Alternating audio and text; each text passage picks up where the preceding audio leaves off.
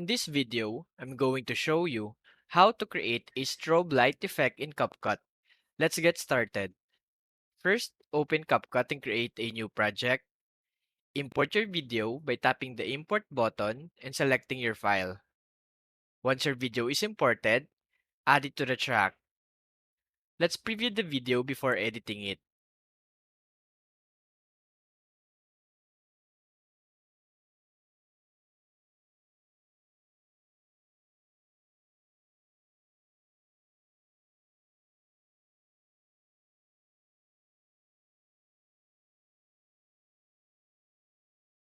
After that, let's head to the toolbar and tap on the effects option.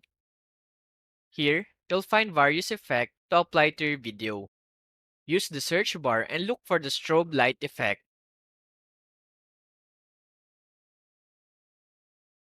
Tap on it to preview it on your video. Once you've selected the filter you like, add it to the track. After that, drag the edges of the filter layer to match the video duration. You can customize the speed of the effect in the toolbar by adjusting the slider to your liking.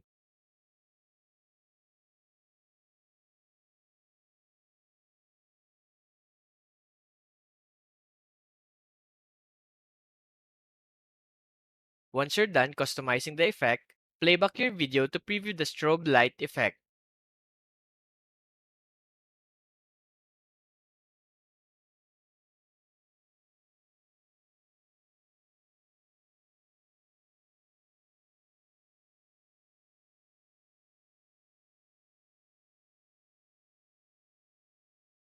Once you're satisfied with the result, tap the export button to save your video.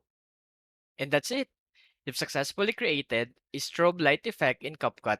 Thanks for watching and happy editing. If you find this video helpful so far, please consider subscribing to help YouTube algorithm show my videos to other nerds like us. Thanks!